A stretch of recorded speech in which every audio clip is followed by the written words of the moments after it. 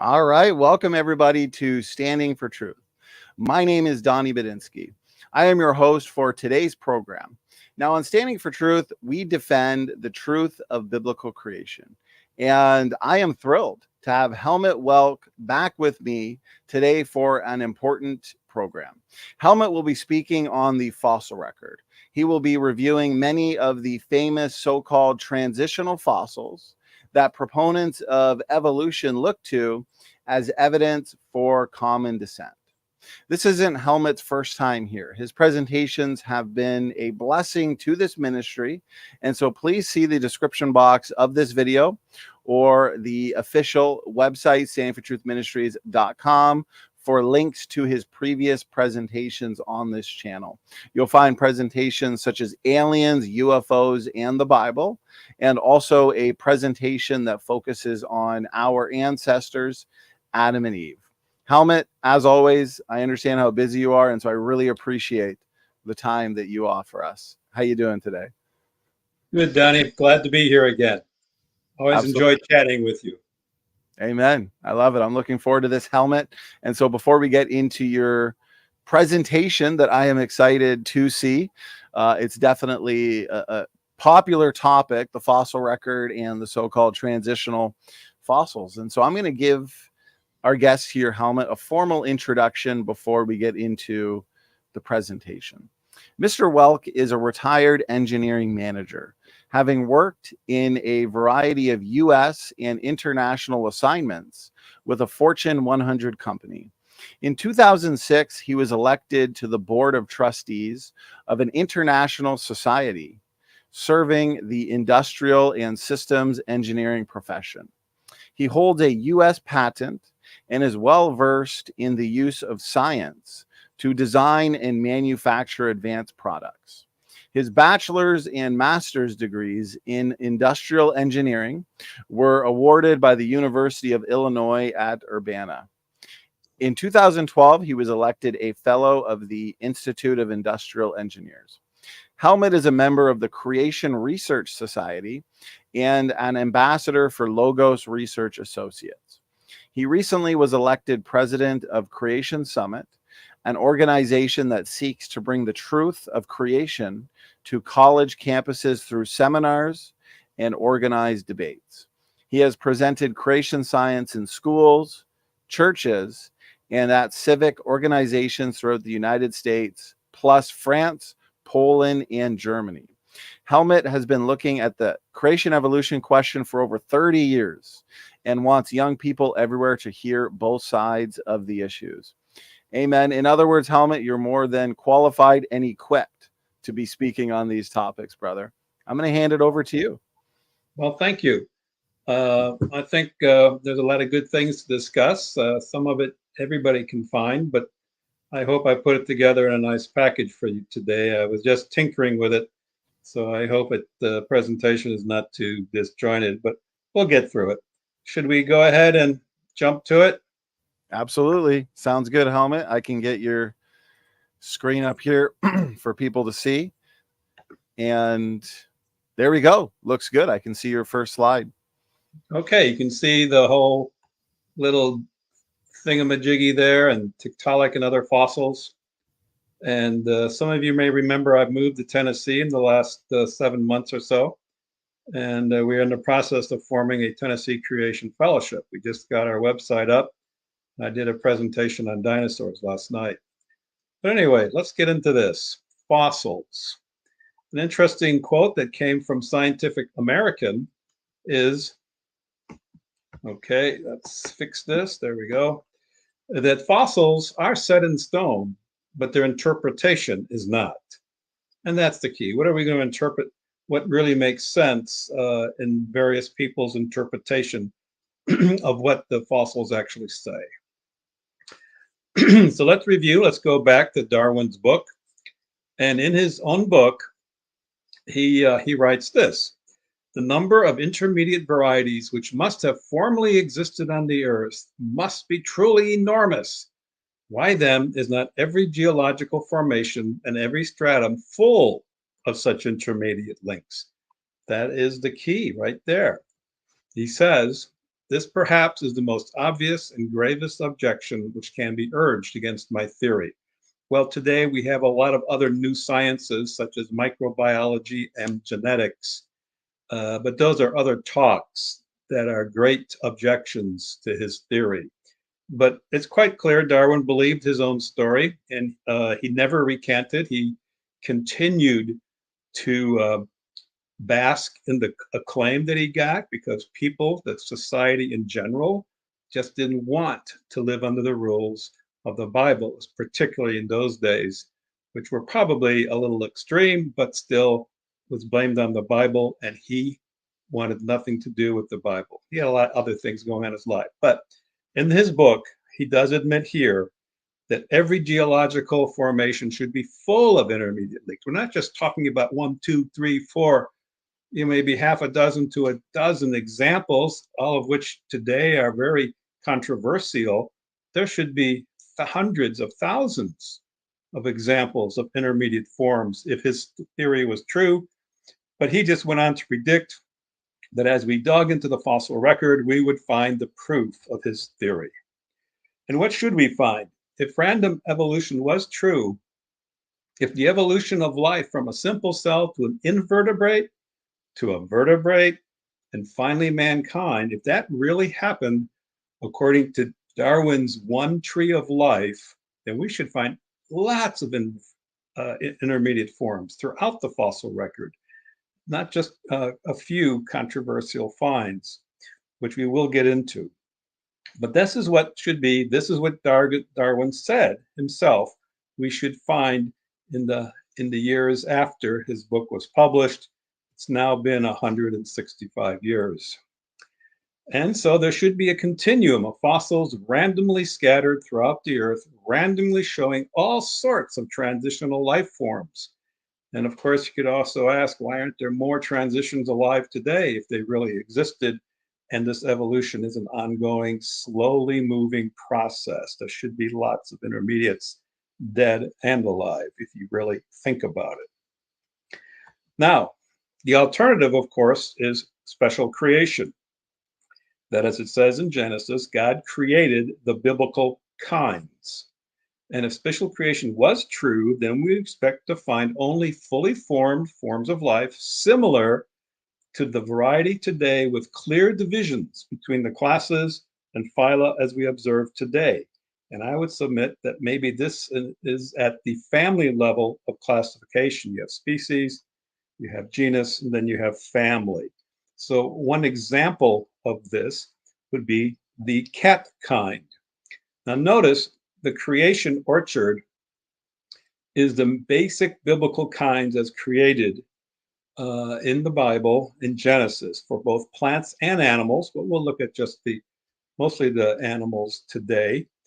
And there is an orchard. Instead of Darwin's one single tree, the creation orchard concept would say there are many trees in God's orchard, each the original created kind.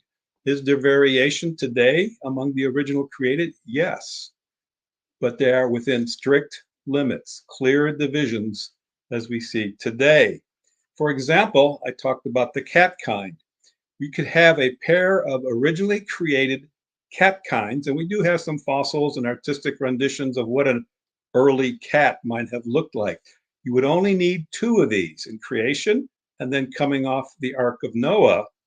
And they, over the centuries, and it happens fast, we know today, you can get within the one cat kind tree, God's orchard, you get variation of different animals, but they're all cats. For example, the cat kind's descendants that went south, some of them became lions and cheetahs. Others that went east became tigers. And then, of course, we know the Egyptians domesticated cats to what we have today as a common house cat.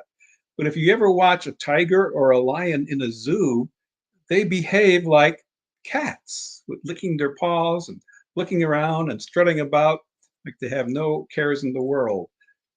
But they're cats, and you're never going to get, no matter how much we breed cats for big and small, short hair, very little hair, long hair, cats that can run wild, they're still a cat kind. So I'd say one of the trees in God's orchard is the cat kind, which is basically the family level of felines. And then we should have all these other different trees. You can have the eagle kind. Today we have bald eagles, African eagles, brown eagles, and a few others. Perhaps vultures might be in that family. That's something that's being researched even today by the Creation Research Society. What is the biblical kind? But you have multiple trees. And do we have evidence of multiple trees in God's creation orchard? Or does it look like everything came from one single cell in a single tree of life, as Darwin predicted and taught? And people have been teaching that idea ever since. So Darwin knew there was an absence of transitional forms. That's why he asked that question. Why aren't they everywhere? Now let's jump 85 years later, 1944, at least that's when this was published. A world-class evolutionary paleontologist, Dr. Simpson, said, this regular absence of transitional forms is not confined to mammals, but is an almost universal phenomenon, as long as been noted by paleontologists. It's true of almost all orders of all classes of animals, both vertebrate and invertebrate. Alphatori, it's also true of the classes and of the major animal phyla, and it's apparently true of many categories of plants. So 85 years later, not much. We're missing those transitions. Now let's go to 100 years, 9 years after Darwin's book, 1968. Dr. West from Kansas State University wrote, contrary to what most scientists write, the fossil record does not support Darwinian theory of evolution because it is this theory, and there are several, which we use to interpret the fossil record. By doing so, we are guilty of circular reasoning if we then say the fossil record supports this theory. So you may have a few bones. You say it's a transitional form. Oh, it proves that this thing evolved into that. It's true. But that's because you're already assuming evolution is true, and you're just trying to fill in some gaps. And often there's a lot more imagination than there is in the fragments of the bones. And I'll give you some examples of that later on. Okay, now we're up to 118 years. Stephen Gould, professor paleontologist from Harvard, very famous evolutionist, he wrote in 1977 that the fossil record with its abrupt transition offers no support for gradual change. In other words, Darwin's idea. But all paleontologists know that the fossil record contains precious little in the way of intermediate forms. Transitions between major groups are characteristically abrupt. Maybe they're like the different trees in that orchard we talked about. We'll come back to this quote, but it's going to be worth repeating. Because Dr. Gould admitted, and he seemed to be one of the most honest scientists, even though he had a strong belief in evolution. He said the extreme rarity of transitional forms in the fossil record persists as the trade secret of paleontology. The evolutionary trees that adorn our textbooks have data only the tips and nodes to rest as inference, however reasonable, but not the evidence of fossils. So it's an interpretation that you're trying to fill in these gaps, and people really do that. Okay, let's jump about 123 years later. We have a book where it was written by a couple of professors. 120 years of paleontological research later, it has become abundantly clear that the fossil record will not confirm this part of Darwin's predictions. They're being generous, they're trying to be kind, but by the 1980s, we still don't really have proof of Darwin's theory. We go to 1998 in the Major Encyclopedia. Dr. Fisher wrote, one of the most difficult problems in evolutionary paleontology has been the almost abrupt appearance of the major animal groups. Oh my goodness, we're up to almost the year 2000 and we still have abrupt appearance of major animal groups, which fits the creation model and not Darwin's single tree of life. Let's keep digging. Now we're up to into the year 2000. Ernst Mayr, who was a very staunch evolutionist, he was even called Darwin of the 20th century, he wrote, Given the fact of evolution, one would expect the fossils to document a gradual, steady change from ancestral forms to the descendants. But this is not what the paleontologist finds. Instead, he or she finds gaps in just about every phyletic series. Come on now, we should have this proof by now that Darwin predicted we would have. But even evolutionists are admitting, we got these big gaps still. This evolutionary tree of Darwin is still not being very evident in the fossil record. How many of you heard of the Cambrian explosion? This is going to be one of the examples of the problems of the fossil record. At the very bottom of the sedimentary rocks, there's a series of layers or of sediments that are called part of the Cambrian. There's a sub-series within the Cambrian, but it's called the Cambrian explosion because what we have is an explosion of life. The Cambrian explosion is not just a case of all the major animal phyla appearing in about the same place in the geological column. It's also a situation of no ancestors to suggest how they might have evolved. So what happens in the Cambrian explosion?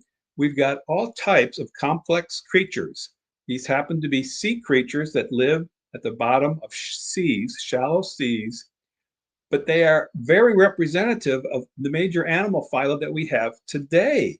And they just appear in this series of sedimentary rocks. These sedimentary rocks are the first ones sitting on the igneous and what we would call the original rocks of creation, as if they were part of a flood event. And the first things to be buried are things that lived in the ocean near the edge of the continents. But you've got a whole lot of things. You've got your trilobites over there on the right-hand side of the screens. These are not just simple forms of life, which people thought maybe that's all they were 100 years ago, nothing with a backbone, they were just simple. But now we know these are complex creatures. And how do they even build shells? There's a whole mystery about that and the artisticness about them. Very creative colorings and things.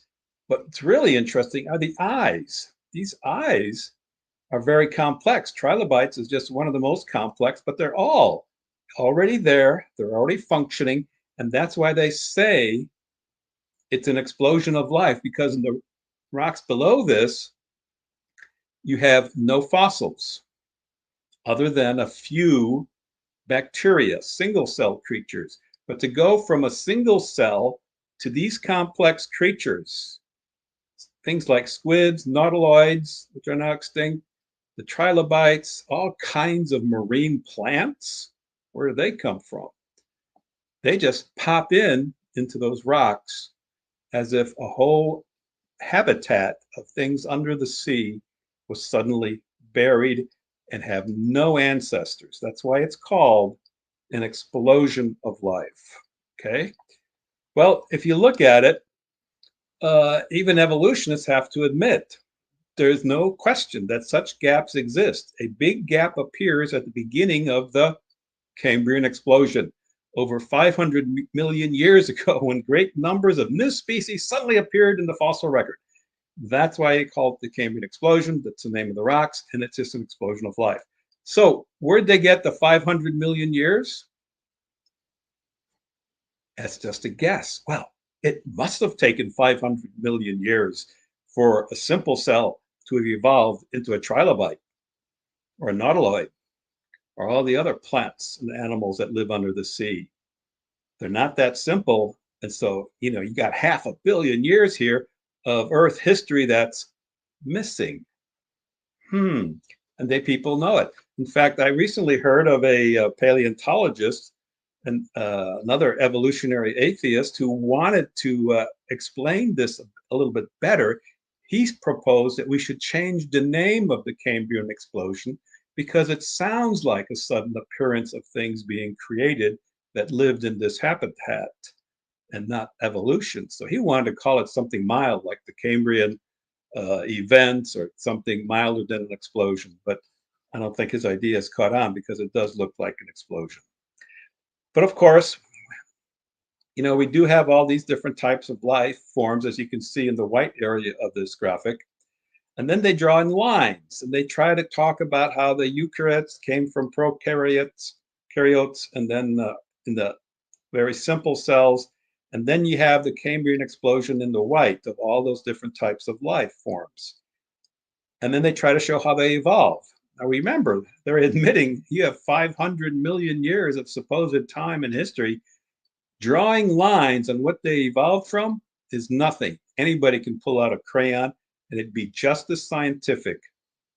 This does not prove evolution, but this is what college students in their first years of studying evolutionary biology are taught, because we are interpreting what we see according to a theory that we already believe. And that is not how science works. Here is an actual picture of the Great Unconformity. The Great Unconformity is easily seen in the Grand Canyon. It's also been identified in Wisconsin and in Europe and Israel. What it is, it's the actual border of the granite type of rocks, the creation rocks, your igneous rocks. And then look at the horizontal sweep of the sedimentary rocks just above Mr. Vale's hand there. You can see how it looks like maybe this was the beginning of the flood sediments with all that mud at the bottom of tsunamis, which we see still today happening, but it just comes and planes the original, what we would call creation rocks, planes it smooth. And there are places where you can see that these granites underneath are coming at an angle, but then right away, it's smooth. So you could put your hand on the Great Unconformity, and that's the actual name for it, because it doesn't conform to the story.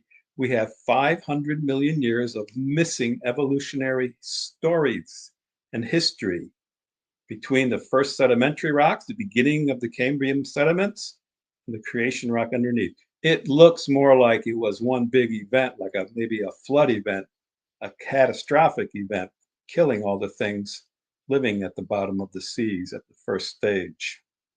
But that's what it is. It's a Cambrian explosion. And so you get all these complex types of fully formed invertebrates, many of which are very similar to today. Everything from sea lilies to various other types of plants and small animals. Some are extinct, like nautiloids and trilobites, but we have others like sponges that we still have today. Invertebrate. But then there's another inconsistency. You got to go from an invertebrate fossil to a vertebrate, something with a backbone. A backbone is pretty significant. It's going through the animal, you know, like if you've ever cleaned a fish on a fishing trip and you've actually done it. Well, some of these fish that are in the fossils look like some of the sunfish and other panfish that I catch today. And they've got this backbone, and it's pretty nice when all the correct organs are inside the rib cage and everything else functions, and all of the things internally have to be there, you know, not just the bone structure, but the nerves, blood vessels, all kinds of things, tendons, connectors. They've all got to be in the correct place as if they were designed to be there. So think about that. To go from an invertebrate, no backbone, to something with a backbone, wow. How does an exoskeleton, if they even have one, migrate to the inside of the creature?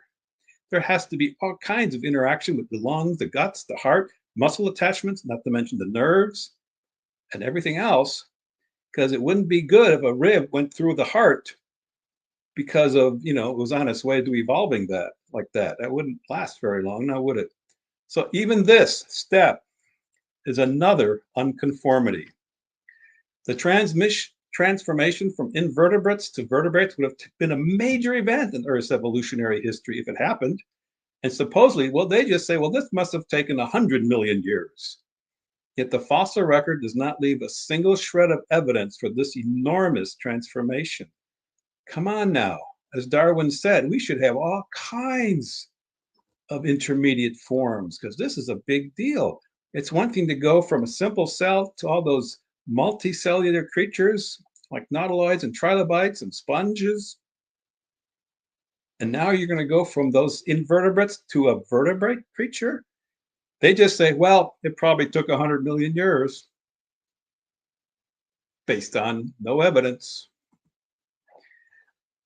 Well, the lack of intermediate fossils, especially between invertebrates and vertebrates, is well documented in the scientific literature. Carl Zimmerman, Science magazine, not that long ago, wrote, the fossil record provides few clues to help resolve this contradiction because there are no animal fossils that old and no examples of an intermediate species.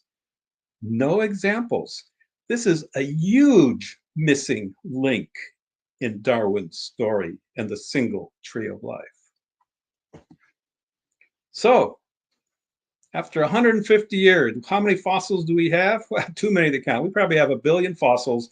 People are finding them, and 99% of the time, they're simply the same thing what we've already found and been cataloged. In all the museums, universities, and collections around the world, we've got probably 250 million cataloged fossils. It ought to be enough to see the big picture if Darwin's story was right. But we don't have it. The fossil record does not show evolution, which is Darwin's speculation on the right of the screen. But what we find is all kinds of creatures appearing. Some continue to appear till today, and some do go extinct, or they appear and disappear. But there's a lot of reasons for that in the fossil record. But so far, the fossil evidence fits the left screen, because that's what it is, and evolution does not appear to be there. Here's another story on the evolution of mammals. Look at all the mammals across the top. The dark blue, the solid blue lines are actual examples of fossils, including horse fossils. And then we've got a few other things that are found here and there, and they did go extinct. But notice it's the connecting lines, the dotted lines. That's how they want to present the story of evolution of mammals from some small mouse-like creature that lived at the time of dinosaurs. But let's take away the evidence. It's just not there. So you're inferring what you already want to believe on a record that does not conform to it. Do you see the problem? And then a botanist at the University of Nebraska recently wrote, the mystery of the origin of flowering plants was and still is complicated by the lack of any obvious candidates for the next of kin for the group. It's a big point. Did you ever wonder about plant evolution? Where did rose bushes and pine trees and grass fields and fields of corn and wheat, where did that evolve from? That's all part of Darwin's single tree, isn't it?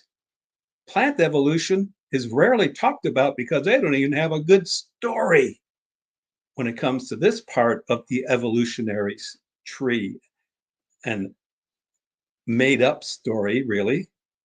I want to see some science. I want to see some evidence. Now, this point of plant evolution is interesting. Remember that. You can use it to ask evolutionists, I might asking you questions about what about this, what about this? Okay, now you can ask a few questions. In fact, when I was in Europe several years ago, and somebody published an article, it had a lot of my quotes and information, and it was a basically Christian magazine published in German out of Switzerland. And after that got published, a scientist from the University of Zurich wrote to the publisher and said, how can anybody believe in creation in this age of science? We are beyond this. And he was kind. It was a nice letter, nicely worded, but he basically was attacking everything that I had said in the article and the whole idea of creation. In other words, so many professors like to do that. Yeah, creation's gone. Can't trust the Bible. We got evolution. We got Darwin's book. Well, I did a little research, contacted him. They gave me his email. And then we exchanged a whole series of email. They were pretty nice. We were civil. And I had some discussions. He asked me some questions. I answered them. And I said, now, wait a minute. I got to ask you some questions. One of the questions I asked him was, what about the evolution of all the oak trees? Germany was famous for the great forests of oak trees, and they do make beautiful oak furniture. in Central Europe. I found out this professor was actually an expert on plants and particularly trees. He even was involved in some UN studies on forests around the world, and he was brought in by the UN as a consultant because he's an expert on trees and they wanted to help the forests, which I think is fine. It's one of the things we should use our knowledge for.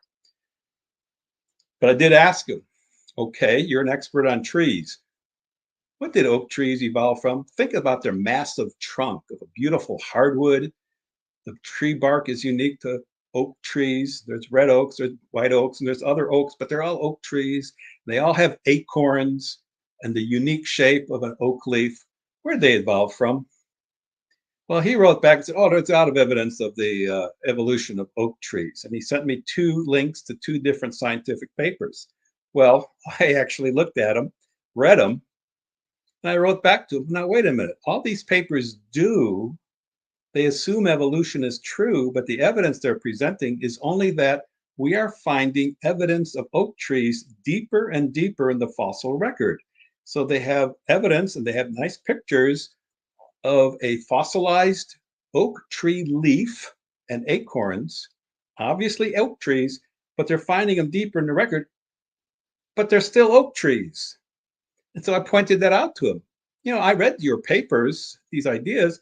There's nothing about evolution of the oak trees, what they evolved from. Well, he tried to muddle the words a little bit, and I said, no, I drove back home. What did oak trees evolve from? Give me the transitional form. You're an expert. Finally, he wrote back and said, well, we think oak trees evolved from green algae. Really? We have green algae today, and we have living oak trees. We have them both today. The fossil record, we have green algae, and we have oak trees. Good signs of oak trees, branches, leaves, acorns. But there's nothing in between. Where did they evolve from? Well, he gave up and said, we'll just have to agree to disagree. Well, I'm sorry, I want evidence. If you're going to tell people that my ideas are wrong and you got it right, then give me some evidence. What did oak trees evolve from? And here's an admission that flowering plants and plants in general have no evidence of evolving from some simple cell. So what did they say? Well, here's an example. Dr. William Provine used to be at Cornell. He said, the evidence for the big transformations in evolution are not there in the fossil record. It's difficult to explore a billion-year-old fossil record. Be patient. Oh, come on. Okay, I can be patient. You want to wait another 100 years? Well, you're not going to be around. Dr. Provine has already passed away. But if you want to teach this as truth, let's have some evidence. Otherwise, you can't even call it a theory of evolution. There's so many problems with it. It's a proposal, and maybe it's a model that you choose to believe in, but it's not science because the evidence is not there. You can be patient, say someday we'll find it like Darwin did 165 years ago, but that's a statement of faith, not science. Well, what about fish tetrapods, things that go on 4 legs? Well, in 1988, it was admitted we have not found any fossils that are intermediate between such clearly terrestrial animals and the strictly aquatic Ribillicidians, can't say it, I'm sorry, described in the previous chapter. In other words, to go from an amphibian to a tetrapod, a land animal on 4 stout legs. Oh, 2006, it was announced we have Tiktaalik, the fossil, the perfect missing link between fishes of the sea and amphibians and land creatures. And students are shown this, which is mostly imagination, to say it's really science. It's a creature emerging out of the woods, crawling on very enlarged front fins, and are giving the impression that Tiktaalik is a virtual snapshot of a fish becoming a land animal. How can that really happen? And why would it happen? If a fish is so nicely adapted to the sea, why would it even want to go on land? Well, there are some animals that do have some features, but nobody calls them transitional forms. But today we have what's called lobe-finned fishes. And they think these lobes, which are the front fins, do have some bones. They think that's evolving into legs. And because of these, some scientists were teaching that the first amphibians were descendants of lobe-finned fishes. And that's simply because there are some bones in those fins, but they're not connected to the backbone. They are just stiffeners in those fins. And so as they look at the evolution from fish to amphibians, these are some of the different animals that have been suggested, or fossils. You can see over time, these have all been reclassified as either truly amphibians, nothing in between, or truly fish, including coelacanths down there in the lower right. That was supposedly a fish that went extinct over 360 million years ago, and it was on its way to becoming an amphibian. Only problem is we then found it. I guess extinct for 70 million years. But anyway, there is a lobe-finned fish. Living ones are found. It just shows, for one thing, it's a living fossil. Just because something disappears in the fossil record, like a coelacanth, for huge layers of time, does not mean that it was living somewhere on the earth, because they're still alive today. 1938, the front fins or lobes are still fins. It's 100% fish. Nobody disagrees with that. There's the fossil up above. There's the fish, a coelacanth fish. But they really thought they were onto something. They gave up on coelacanth. Some of those other examples I gave you. Finally, 2006, we have Tiktaalik. Evolutionists said the lobe-finned fishes clumsily crawled out of water and onto land 300 to 380 million years ago, like Tiktaalik, a new fossil. Dr. Shubin from the University of Chicago was the lead researcher looking for this fossil. And here's his picture with the fossil, the Tiktaalik. There are actually 3 creatures found. This is the best one. And he's holding it there next to his head, you know, like, this is my buddy. And of course, it helped him get some fame and funding. So supposedly, what did Tiktaalik have? That it could breathe using simple lungs. Dr. Shubin actually said that. The front fins are able to support its weight. That's what all the drawings and pictures used to describe it show. And that there are enough finger-like bones making an arm and a wrist and fingers that are becoming, in those front fins, becoming legs. And then, you know, it has a flattened skull with the eyes on top, you know, like some salamanders or other amphibians. So they're saying this is the perfect transitional form. Not everybody's heard about it, but among evolutionary circles, it's becoming pretty famous, and it's getting into the school books now as well. So I want you to remember this name, Jennifer Clack, because at the time she was considered one of the world's experts on the evolution of fish to amphibians. And so Jennifer Clack, who was not in the actual study group, the finders of the Tiktaalik fossils, but she got all excited about it because this is her field, and she said, Tiktaalik had lobed fins like the coelacanth, and it would have breathed like a lungfish, said Jennifer Clack. But that's based on all the claims Dr. Shubin made and his disclosures. But if you go to the University of Chicago official websites and look at some of the technical papers that the public doesn't always see or hear about, there's no way of knowing if Tiktaalik had lungs based on the fossils. Shubin admits this and explains, well, we think it had on its way to becoming lungs because, well, we needed it to, otherwise it wouldn't exist on land. Not long, it'd flop around like a fish and die. So Shubin admits that this was only an inference, arguably made out of necessity for his theory to fit the story. And without lungs, Tiktaalik would not be a good candidate as a transitional form to land animals. And there is no evidence for lungs. There is evidence for gills shown by these rod-like bones which help pump water over the gills. So a detailed examination of the fossil showed no evidence of lungs, but plenty of evidence for gills. Gills like all fish have, including coelacanths. Second, could those fins really lift up that heavy head? It had, you saw the fossil. There's no connection of those bones in the front fins to the backbone. Any engineer will tell you, you got to have some strength there, structure, for that head to be lifted up on those fins. Otherwise, they're going to be worthless.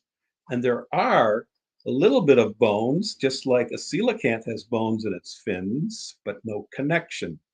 Tiktaalik has no genuine operational hips, shoulders, elbows, wrists, or fingers. It was all a forced fit based on what they wanted to believe.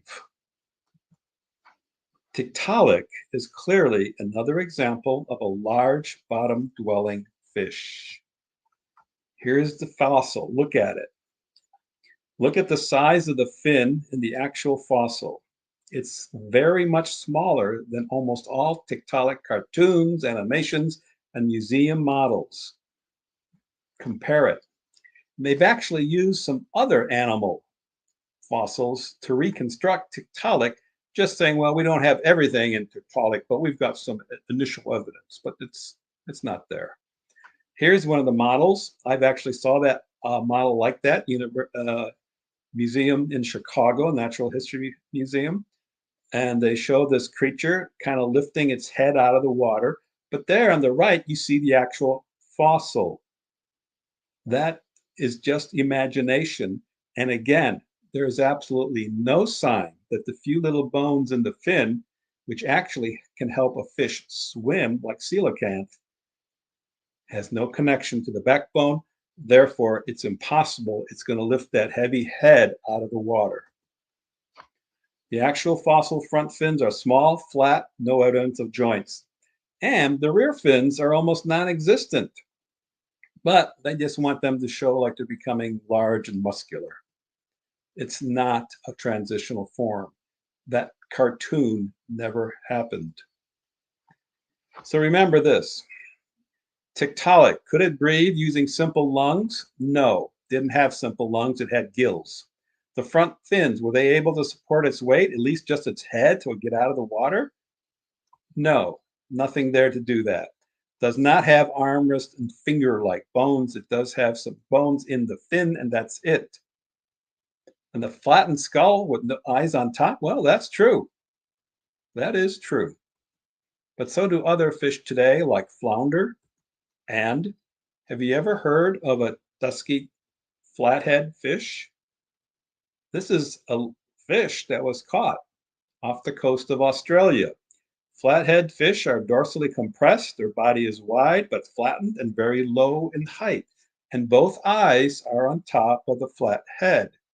Here's the fossil in the upper right, and here's an actual picture of living flathead fish. They like to sit in shallow waters off the coast.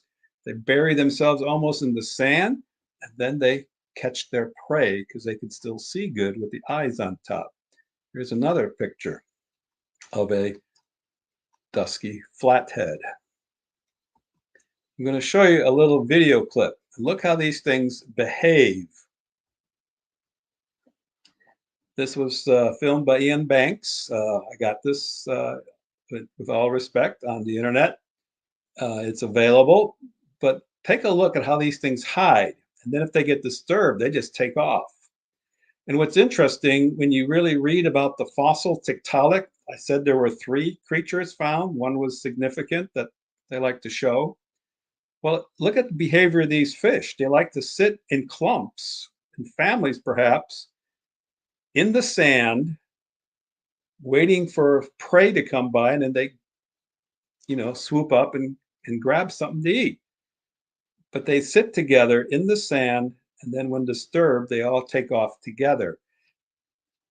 If I'm going to speculate, wouldn't it make more sense that 3 or more of these creatures were sitting together in the sand, like this one, very well buried, And at the early stages of the flood, like those Cambrian rocks, later, there was another tsunami of various stages during the flood, and they came in and swooped and buried 3 of them together. Maybe the others escaped, but 3 of them got buried together, and that's exactly what the fossil looks like.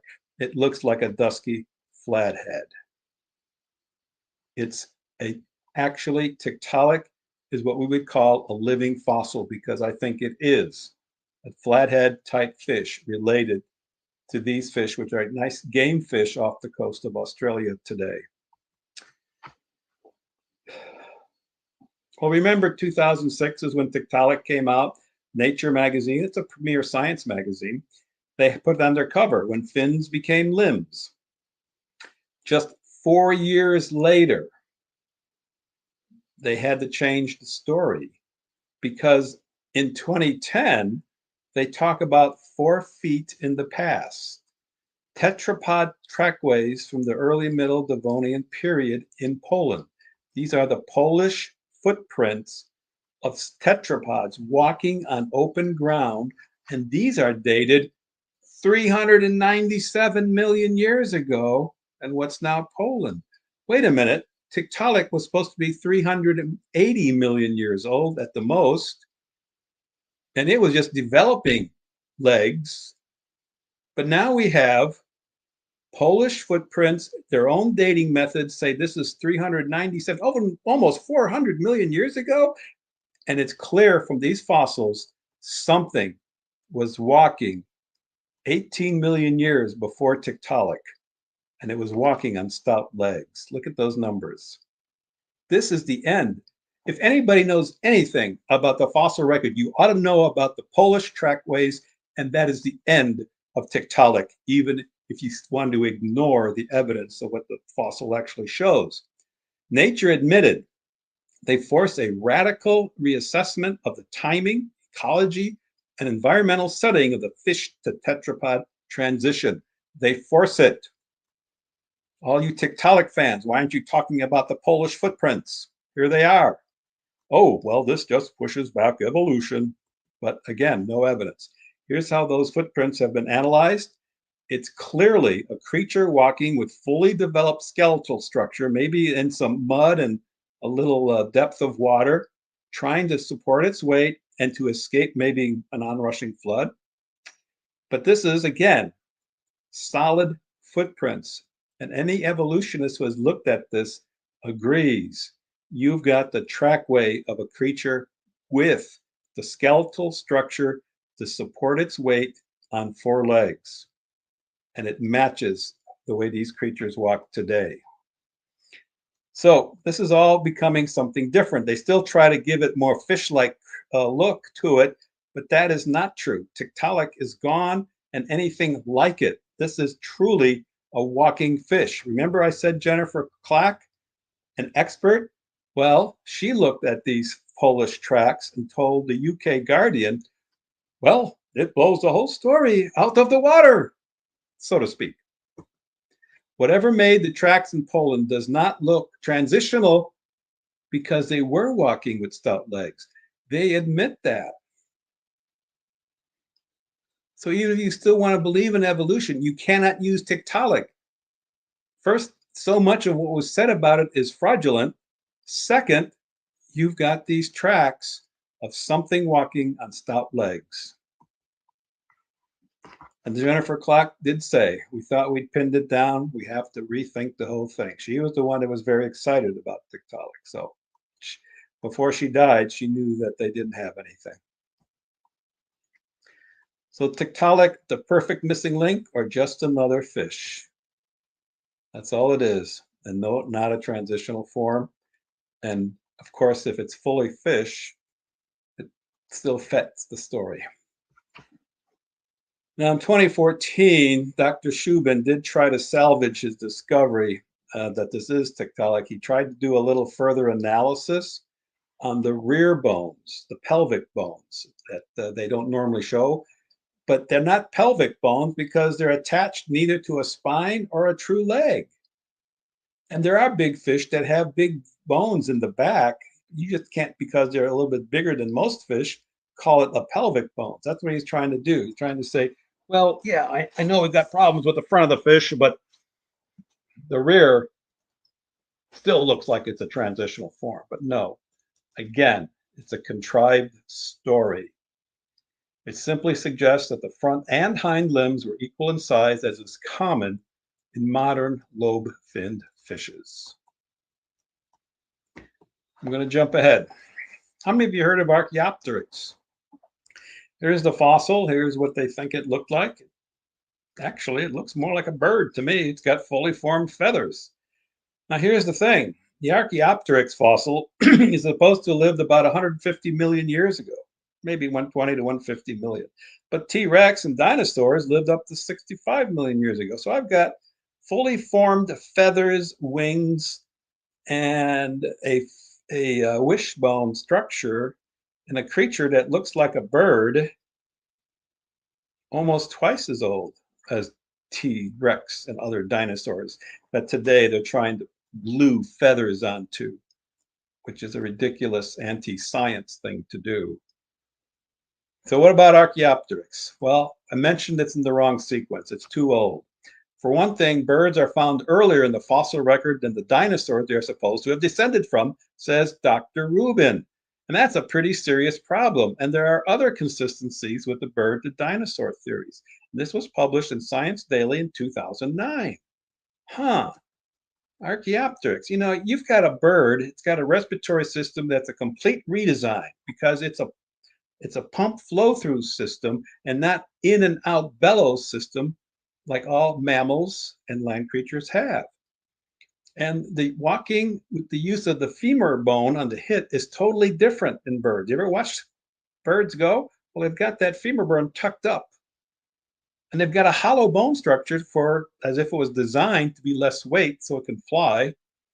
You've got the finger developed, you got the wrong digits that became the claws of a bird are different than the claws of a dinosaur.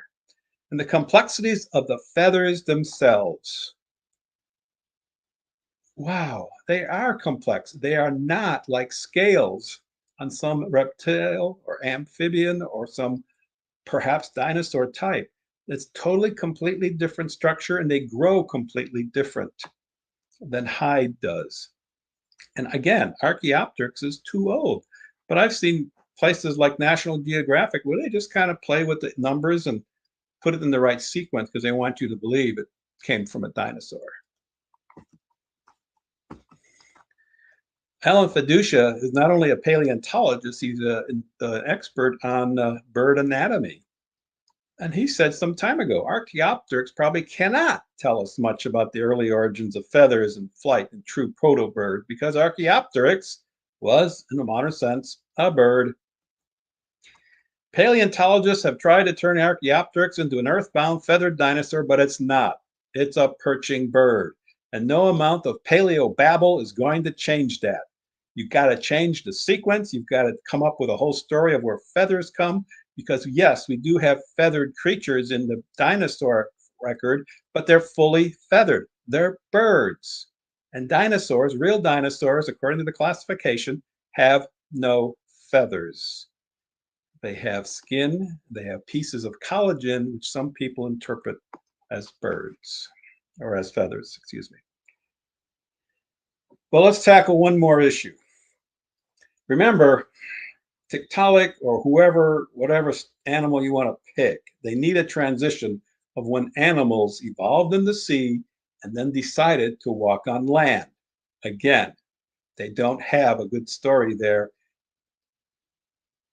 Tiktaalik is not a good candidate because of the actual fossil bones and because of the Polish footprints.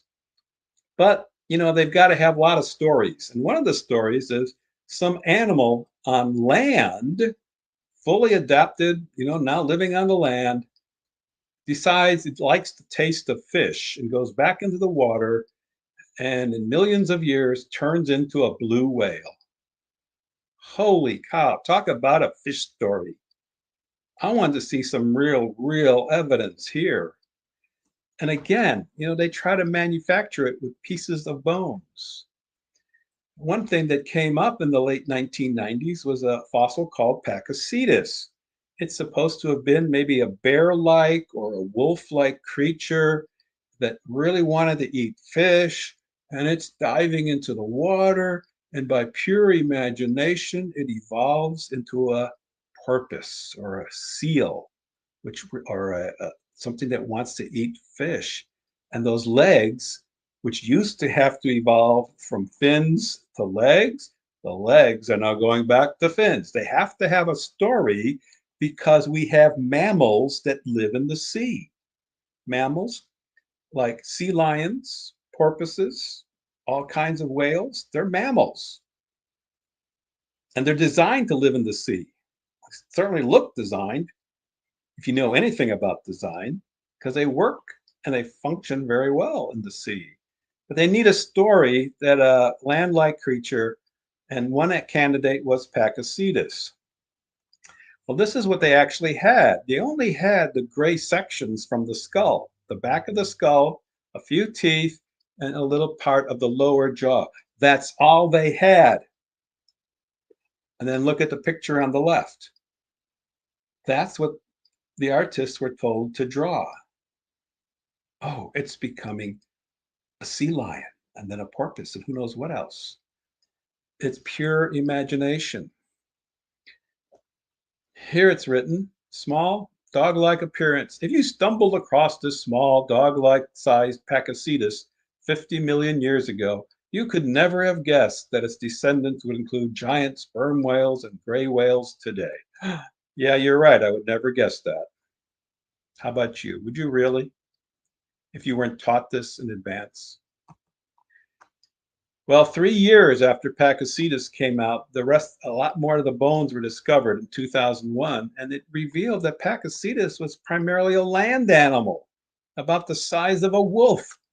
Oh, maybe it was a canine type creature, a type of wolfhound. And it had fully formed legs for living on the land and not in the sea. It's a whale of a tail.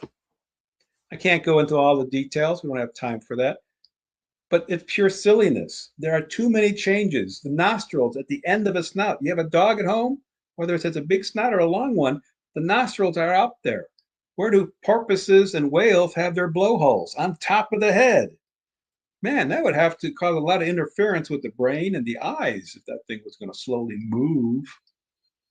And why would it move if it's already formed and works well on land? With great sense of smell. Why would a dog or a bear-like thing want to become a porpoise? And they don't have enough time. I mean, they're talking only about tens of millions of years here. And evolution doesn't work that fast if you really understand it. Natural selection does appear to cause changes, like we talked about the cats, fast, but you never get anything but cats. Wolfhounds is the same story. We've bred dogs that ladies can carry in their purse. And we've got big wolfhounds. And we've got wolves and foxes. They're all related. But none of them are going to turn into a porpoise or an eagle. This is from National Geographic, which is not a peer-reviewed journal. It's basically run by people today who hate creationists. So they keep using it. And they keep distorting the evidence that how these creatures slowly turn into a amphibian, and it's imagination. I saw a quote in a video clip of a professor of evolution, and this professor said, the problem with creationists is you don't have enough imagination. Oh, well, I have imagination, but I know where imagination stops and the facts begin. Remember that, folks. This is folklore. And it won't go away because they need a story. First for a fish to walk on land, and then the land creature to jump back in the water. We talked about this, about invertebrates. They make up the vast majority of the fossil record. Almost 95% of all fossils are plant animals and plants that come from the sea. They're all over the place. 95% all fossils come from the sea, kind of like a flood event, maybe. And they're buried throughout the fossil record. And then the rest of some of the other stuff is like plants and algae, and only a small portion of the fossil records includes insects and no evidence of evolution, how all of these types of animals happen. There is no transformation here. I'm going to move on. I've already talked about plants, but this is still true. To the unprejudiced, the fossil record of plants is in favor of special creation, and so it is of animals. Folks, Darwin was right in terms of saying this is the biggest argument you can use against his theory, the lack of transitional forms. And there should be hundreds of thousands of bona fide transitional forms in the fossil record if his theory was true. But we don't have much. We've got what? A dozen? Want to be generous? 2 dozen? Controversial examples? Tiktaalik is no transitional form. It's a flat-head fish, just like are alive today. Pakicetus was a dog or a wolfhound of some type. The fossil record shows that Darwinian evolution did not happen. It's not there. Darwin is right. It's still a big argument against his theory. But what does it show? Well, let's go back to Dr. Gould. The extreme rarity of the transitional forms in the fossil record persists as the trade secret of paleontology. What I've tried to do with you today is blow away some of these secrets. And the evolutionary trees that do adorn our textbooks have data only at the tips and nodes of their branches. The rest was inference. Remember that word? Yeah, he thinks it's reasonable because he already believes in evolution, but it's not compelling for somebody who's a skeptic. I'm very skeptical that you can go from a fish to an amphibian to a T-Rex, no matter how much you want to believe in it. I don't think that's reasonable. But they think it's reasonable if you've already believed in evolution. But the key point is the rest is inference. Where do we have the data? Where do we have the facts of science? Only at the tips and nodes of Darwin's evolutionary tree. So here's a stylized version of Darwin's tree. We got a simple cell, happens to be dividing there at the bottom, and that simple cell turns into everything, not just plants and fish and birds, but all the other types of living things. That's a fantastic story. I'd like to have fantastic proof. Do we have it? No, we've got data only at the tips and nodes of Darwin's evolutionary tree, and the rest is inference, and that's still true today. It's inference. Inference is what? Well, you could call it an educated guess and be kind, but it's not data. I'm guessing. I'm filling in the blanks. It's a story based on what I already believe. So let's stick to the facts. Let's pull out the inference. And what do we have left? Let's straighten out what we have left. What the facts of the data from the fossil record show. We're going to flatten it out. Oh, and the evidence shows God's creation orchard. This accommodates natural selection with the branching within a single tree. It fits what we see in the fossil record, no transitional forms between all the major groups, and it fits genetics. Got to remember these different branches of science. Modern genetics, Darwin had no idea about that. But the more we've learned about DNA and all the information that has to be collected in DNA has to happen. I need that information to change a fin into a leg and into a wing. That is a ton of information all by itself. And modern genetics does not allow for that. In fact, we know today that mutations cannot do what evolutionists want them to do. Of course, you have to see my talk on genetics and the Bible. But I'm telling you this, the fossil record fits the creation orchard and not Darwin's tree of life. And it's not just Genesis that contradicts Darwin's story. It's 1 Corinthians 15 in the New Testament, where it's written, "For not all flesh is alike, but there is one kind for men, another for animals, another for birds, and another for fish. Nothing in between. Today, we know that's because of DNA. DNA doesn't allow that. DNA is why animals reproduce after their own kind. And the same thing for plants. Folks, Colossians 2:8 says, see to it that no one takes you captive through philosophy and empty deception according to the tradition of men, according to the elementary principles of the world, rather than according to Christ. Yes, there are certain things that are true in science that they mention, but then they extrapolate that into a crazy story of a simple cell turning into T-Rexes and oak trees and fish and all kinds of other creatures. Those elementary principles are deceiving you because of the way they're twisted. They're based on a philosophy and empty deception. Christ is our creator and our savior. Please remember that. And if you don't know Christ, invite him into your heart.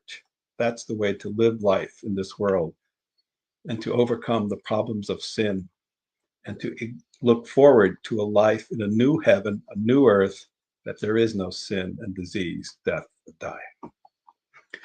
So we're looking for a change in people. Not that above change or a fish can walk on land, but this change below. When we look at the facts, we can drop those supposed fish-like fins turning into legs, according to Darwin, and accept Jesus Christ as Lord and Savior. You see, the Bible has stood the test of time and science. You can trust it from the very first verse. Don't forget that. Get into a Bible study. Go learn a little bit more about what the Creator has to say. Thank you. I really appreciate this chance to be with you, Donny, and everybody else that sees this video or is online now. But I do sell this thumb drive. I don't have DVDs anymore. I don't have this talk. Well, I have a portion of this talk on fossils.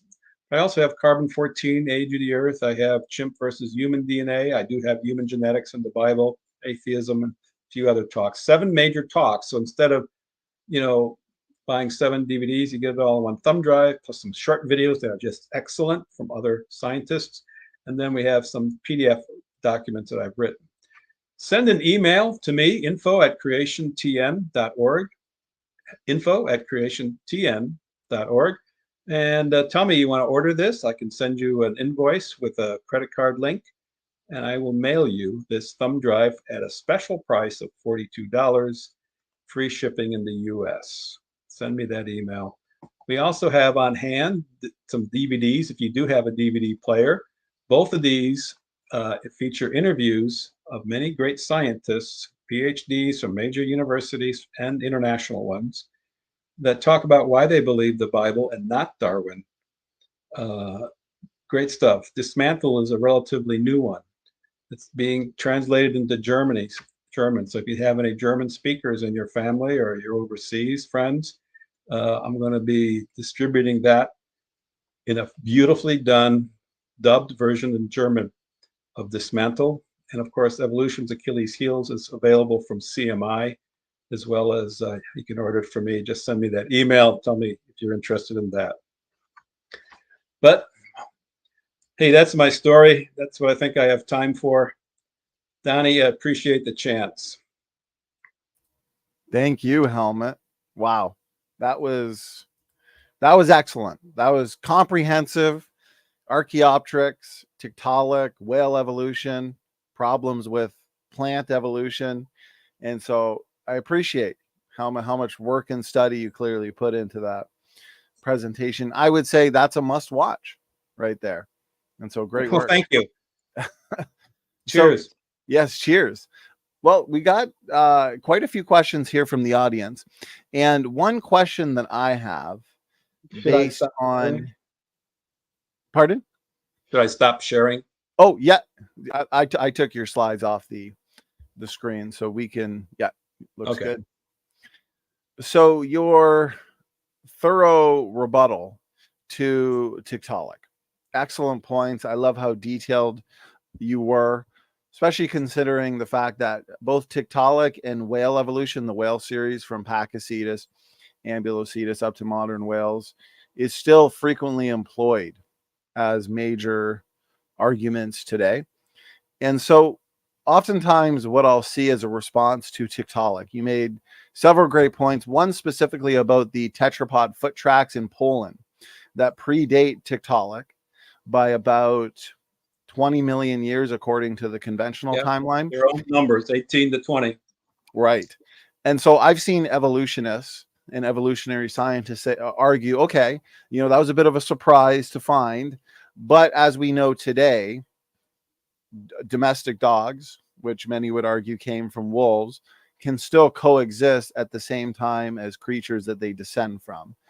And so they will assert basically that Tiktaalik can still be the transitional form they're looking for, even though they're true tetrapods living prior. What would be a good response to that, Helmut? I'm sorry, I was looking at the questions here. Oh, no, we still say Tiktaalik is what? Well, they would still argue that Tiktaalik can still be a good example of a transitional form, in the same way that today domestic dogs coexist with wolves, even though many, and I think that as creationists, go ahead. I think where I'm going with that. Dogs and wolves are so similar, you can get them to breed.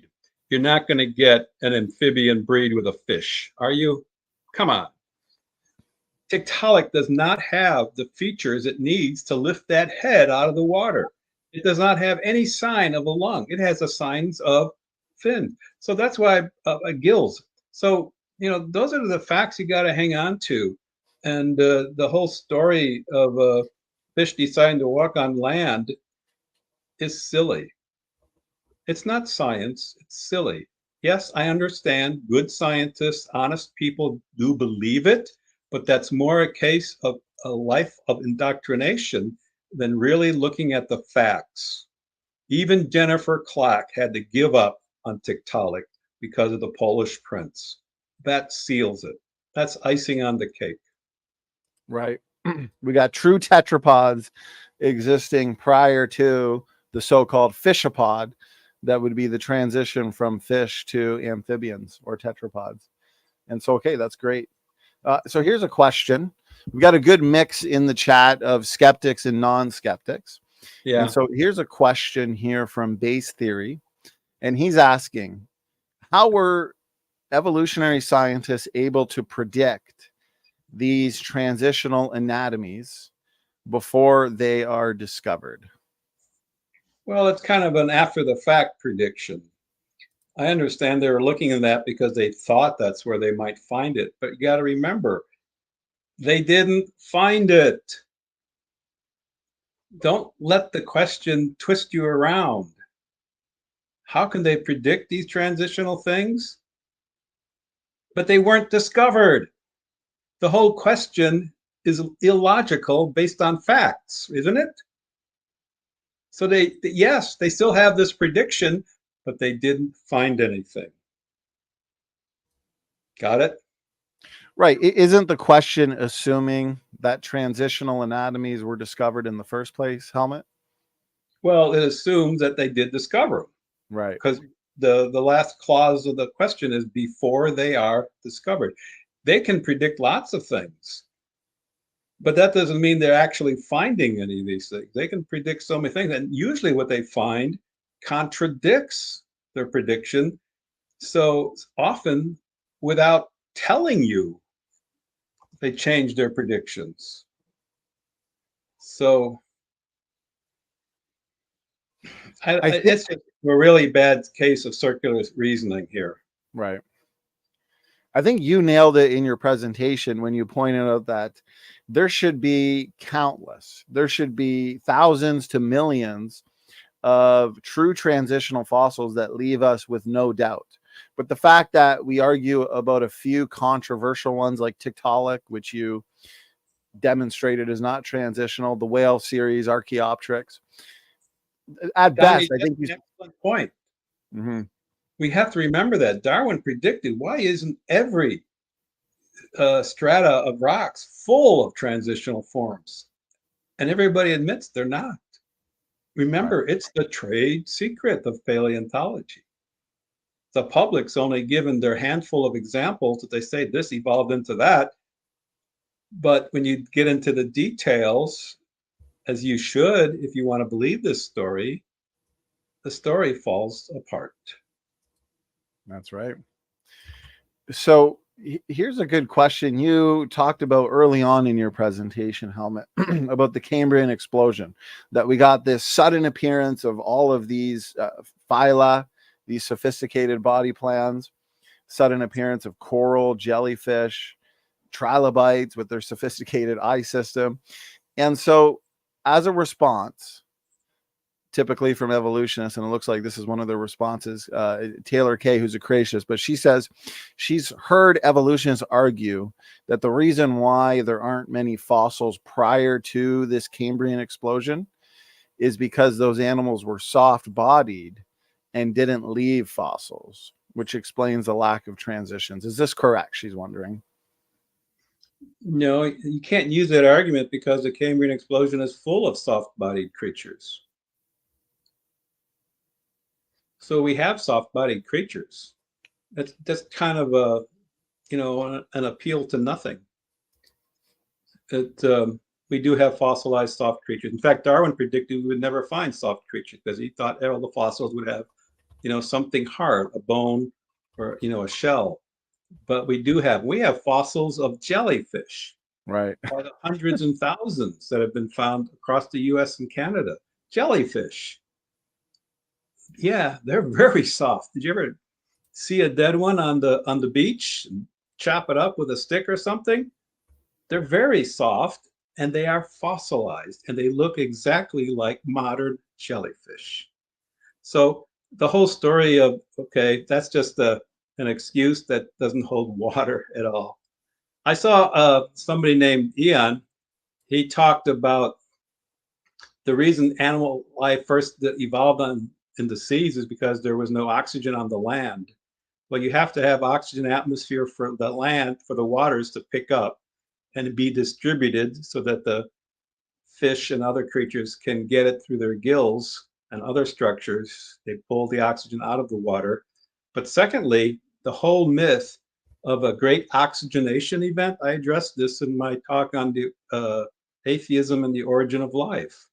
To have the origin of life, they know because of the chemicals involved, you have to have an Earth that's only a reducing atmosphere, no oxygen in the atmosphere. And there is zero evidence that Earth ever had a reducing atmosphere. All Right. the ancient rocks by geologists and others who still believe in evolution, but they admit the ancient rocks up to 1 billion or more, 3 billion years old, have the sign of oxygen in the atmosphere and in the seas. They were all formed in an oxygen-rich planet. Earth never had a reducing atmosphere. That's what the record shows. And that eliminates the atheistic idea of chemicals forming into the first living cell. Of course, that's only one reason it's impossible. There's several more. Wow. You demonstrate why it's an event. You can see it on the internet. It's a myth. You demonstrate exactly why it's a great time to be a biblical creationist, Helmut. So that's a fantastic answer. And I find the rescue device on the Cambrian explosion to be funny because, as you pointed out, we do find soft-bodied creatures like jellyfish in the Cambrian, but yet they want to say, well, the reason we don't find the ancestors leading up to these creatures is because they all would have been soft-bodied. But we, as you pointed out, we find soft-bodied creatures even in the Cambrian. We can identify fossils of bacteria. Right. And there's a few of those that are in the granites. So there might have been some cases where bacteria before the flood, they get fossilized, but no multicellular creatures. Oh, by the way, that's another tough transition. Did you ever think about the genetics to go from a simple cell, one cell creature that does everything, to a multi-celled creature? Many cells dividing up the labors of taking in food, processing it, and then spitting out the waste products. How does that happen? They have no story there either, to go from a simple cell, single cell, to multi-cells. Every major transition from the tiniest on has significant problems. Problems that Darwin could never even imagine, but we know them today. Are we going to believe in modern science? If you want to believe in modern science, you cannot escape God. Amen. That story. What are your thoughts on the evolutionary appeal to the ordering of the fossil record? They might even acknowledge, okay, we don't have that many transitional forms, but the general order from, you know, the bottom layer to the top layer is fish to amphibian to reptile to mammal and eventually man, isolated on the top. And so they argue that's evolutionary progression, large scale evolution. Helmut, what are your thoughts on that?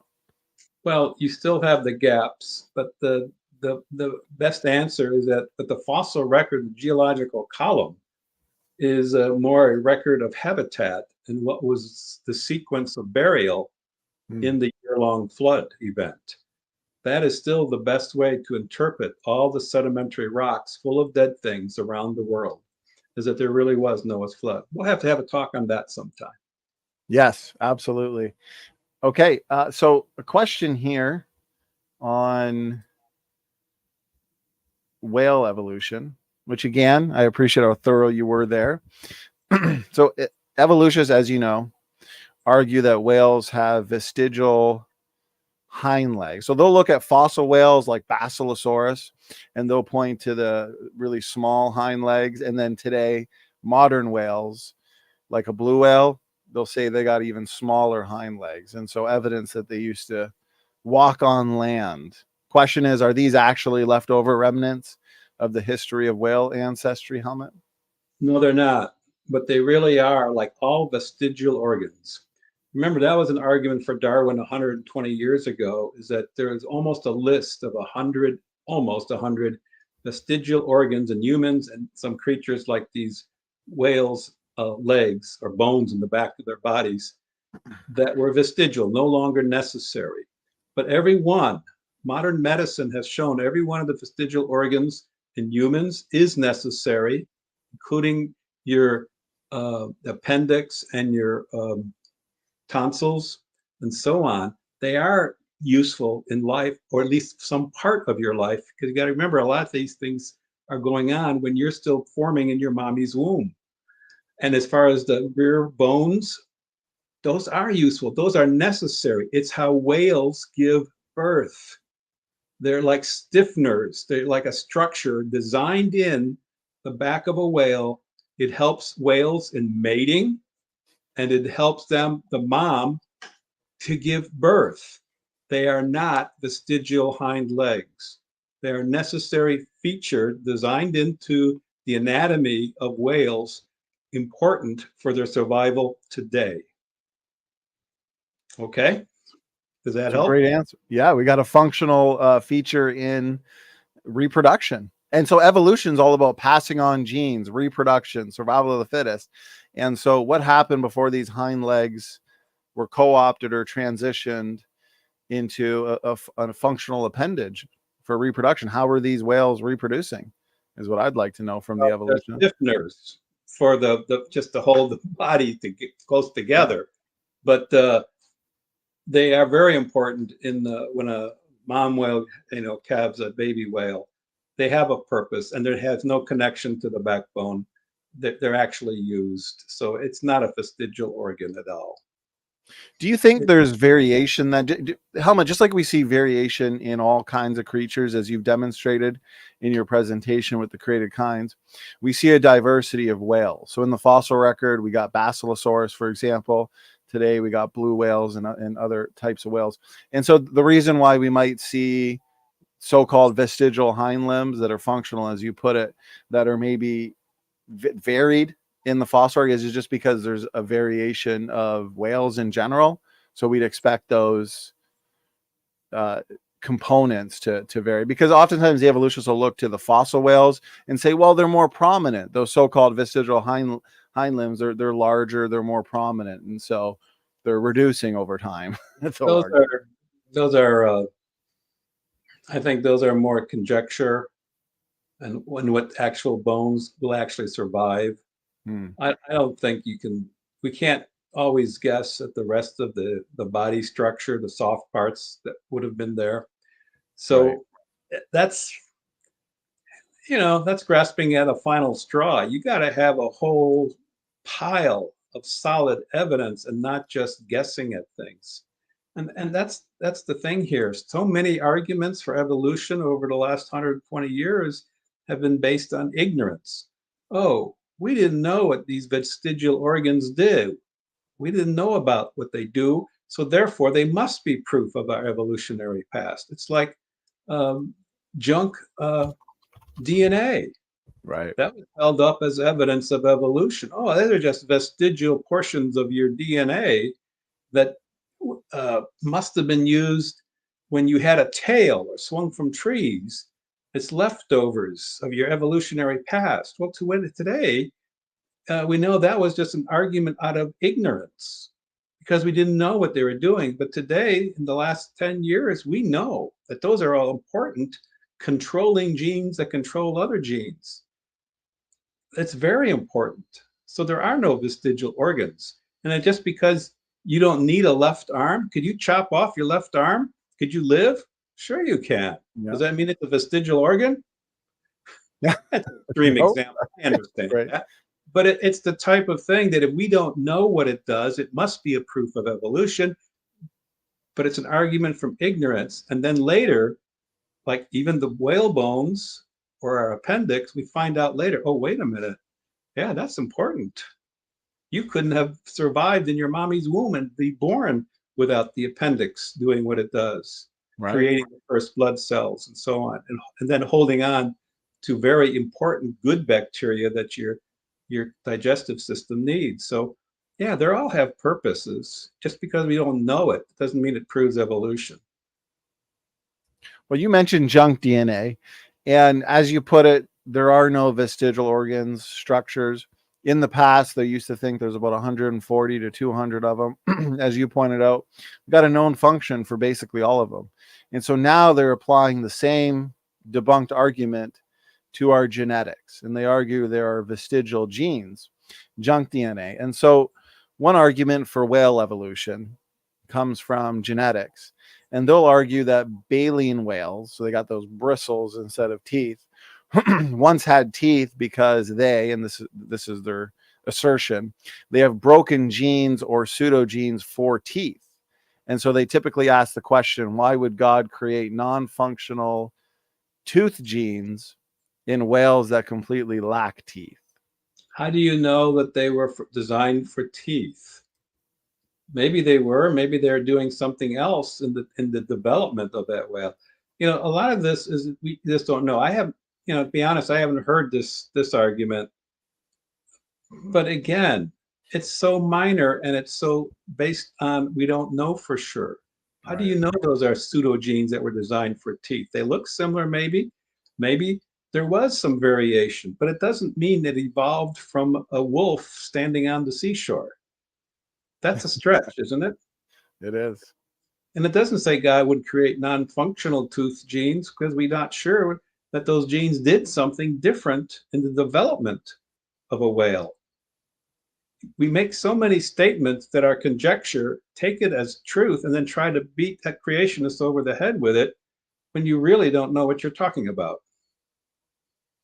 Junk DNA is junk science. And so because we know so little about the DNA language, we're learning more every single day. We understand that over 80% of the genome is active, at least 60% transcribed into RNA, and that these pseudogenes are necessary to sustain healthy life processes in the cell. And so like you put it, why are we going to assume that these are truly broken genes, quote unquote, that used to be used? Now there is such a thing as broken genes, but they're mutations. And so these is this a mutation form that's no longer functional, not because it's evolving or had an evolutionary past, but because it once did have a real function and now it's mutated and lost its purpose. And that's what mutations tell us. If you get into genetics, there is no process to create new and better information. The only thing that's happening in mutations an understanding of mutations shows that things are deteriorating. So, I suppose there is a chance that these are non-functional genes, at least in an adult whale as we see it today. There's a chance of that, but that doesn't mean it had an evolutionary past. That's a big leap that you're trying to force on a little piece of data Right. that could mean something else. And again, it's only because of your assumption, your belief system, not because it's compelling evidence. You still have to answer to those Polish footprints and where did whales come from, and where and these lack of evidence that some dog or bear-like creature wanted to go back into water. You've got so many things that have to change in the DNA, and it has to be good changes that program how to do these massive transitions in not just the exterior.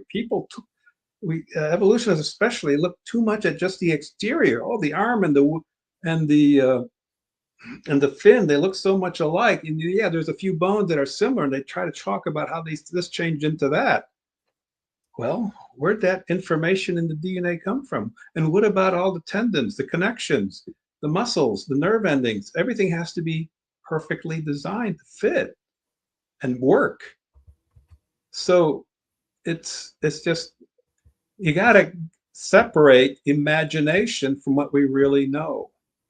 And so much of evolution is dependent on an overly active imagination. Yeah, I mean, evolutionists hope, dream, and imagine that. Well, it's kind of interesting that supposedly, as you were explaining in your presentation, you have a fish that comes out of the water, evolves into an amphibian, and then a reptile, then a mammal, and then the mammal decides to go back in the water and evolve into a whale. That's some pretty intense storytelling. Am I right, Helmut?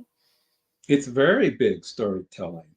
It's like Rudyard Kipling's what are those, the what so stories? It's just storytelling. Yeah, you try to put it into a scientific context, but do you have scientific evidence that fits, that really proves this? No. Remember, it's inference, conjecture in the fossil, in the Darwin simple tree. But the facts confirm, not just from the fossils, but from genetics, that God's creation orchard is what we really see in this world. Amen. So here's a common objection. So this comes in from the book warden. He says, I've heard that if God was real, so many evolutionists or naturalists will make this argument, our bodies would be better. What is Welke's insight on this? Are we physically corrupted by the fall? Well, the short answer is yes, we are. That's what mutations are all about. They're copying mistakes. They happen for different reasons, and radiation can speed them up. But just simple, reproduction causes copying mistakes. We now know that, at least among humans, every generation has 100 or so more mutations than their parents, and that compounds. They don't go away, and that's why we are deteriorating. It's why we age. But also, the robustness of our DNA is declining. It's not because there's a lot of junk DNA there, but what was once good and helpful DNA has now got a lot of copying mistakes in it. Some are inconsequential, but geneticists call this the genetic burden or the genetic load. Every generation has more. And so the genetics is to look at this honestly. It's why we have more genetic diseases today than ever before. In the last 20 years, we've identified thousands more, not just because of better science or some of that, sure, but because we are deteriorating. Our DNA, the DNA of people from ancient Greek or Rome has been shown to have been more robust, more strength, fewer mutations. Mutations degrade. And that's what's happening to us. It's not like God made our bodies the way it is today. He made our bodies perfect. When sin entered the world, that's when mutations started happening. It's why Adam and Eve aged, albeit slowly. But it also fits a exponential decline in the ages of the patriarchs in the Bible. to genetic decay that we can see and discuss and experiment on and simulate today. It fits. Our DNA robustness is going down, not up. And that's why. God didn't create us as we are today. We've got thousands of years of mutations creeping in, genetic diseases getting more and more often, and we are headed towards extinction, which is, I think, one reason Jesus is coming back before that does happen. Amen. I agree. And so these deleterious mutations that you're talking about that are largely disease causing, damaging, these are what are supposed to contribute to, for example, whale evolution, changing your forelimbs into flippers, changing in the birthing process. But yet these are novel anatomical changes in many ways. They're major changes. Right.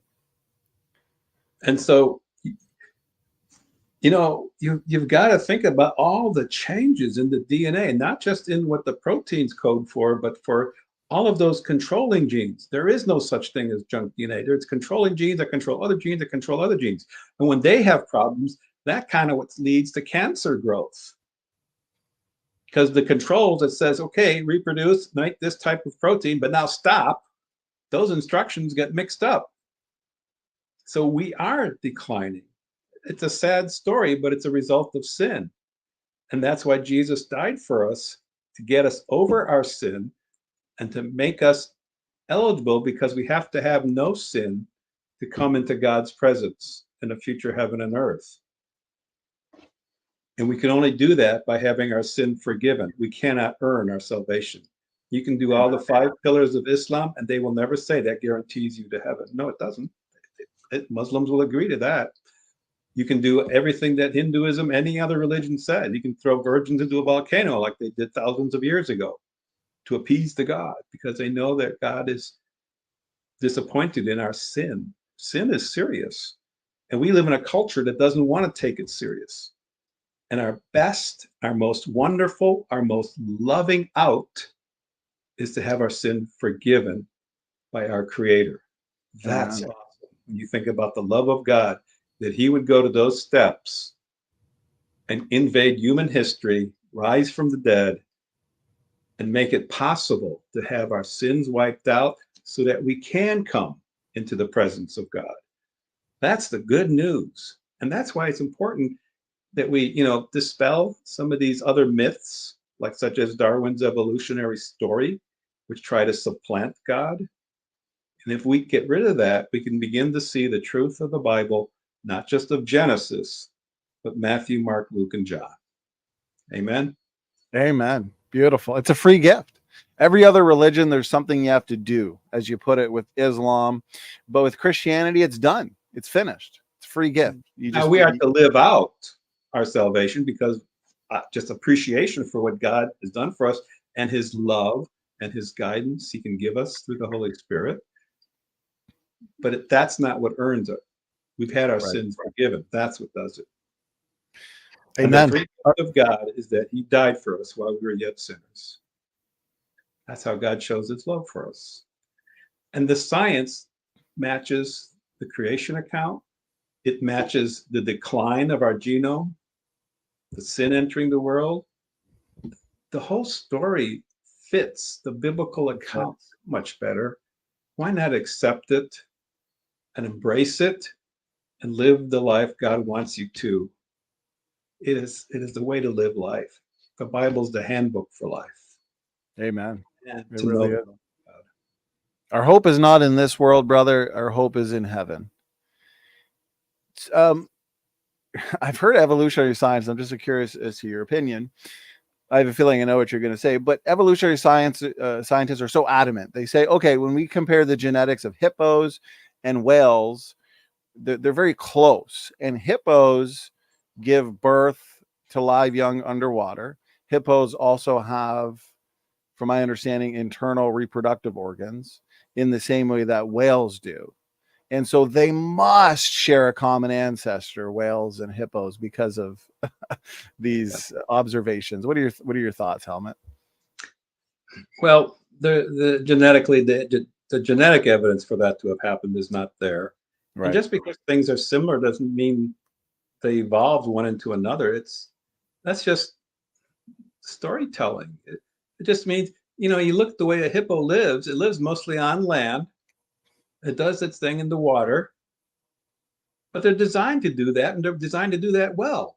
Mm-hmm. And whales, they can survive and reproduce by the thousands and live very well deep water. So what you're trying to do is take things that are similar and then pronounce evolution on them. It's like taking a knife, a spoon, and a fork.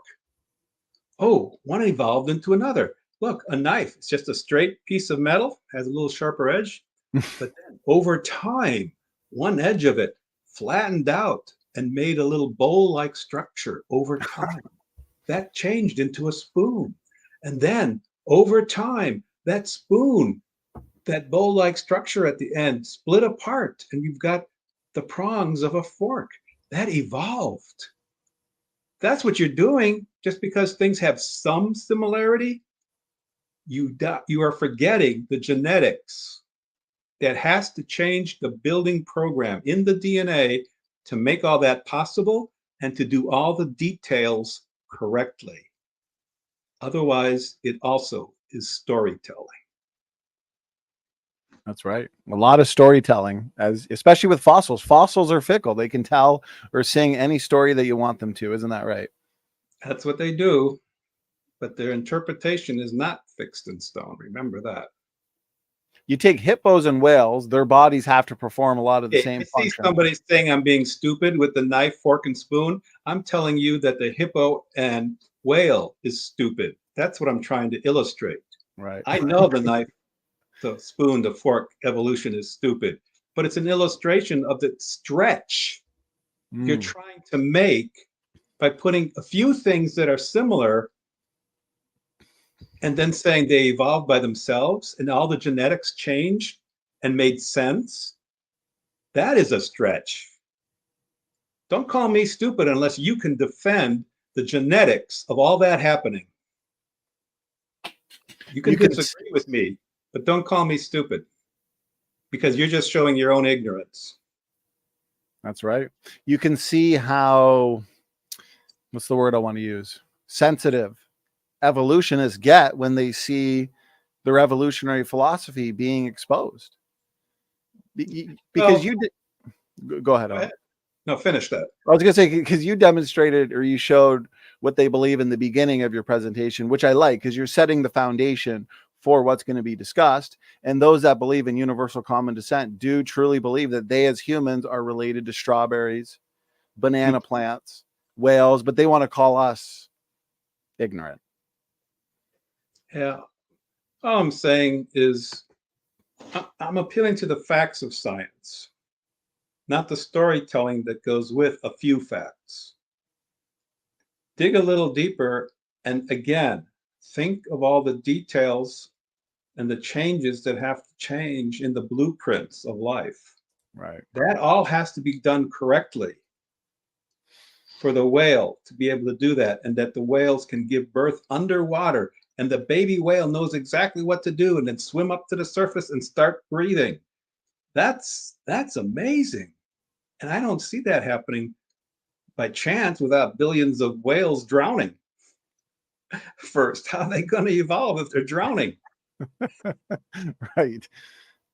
So, because you were talking about deleterious mutation accumulation earlier, then we have these necessary increases in phenotypic complexity and anatomy.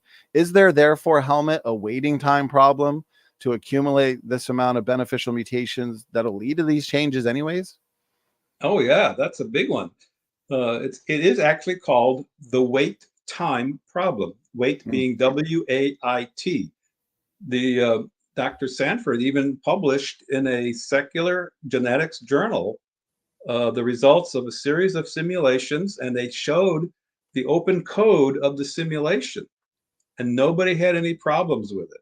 They looked at it, and then they walked away. The wait time problem is big and it's severe.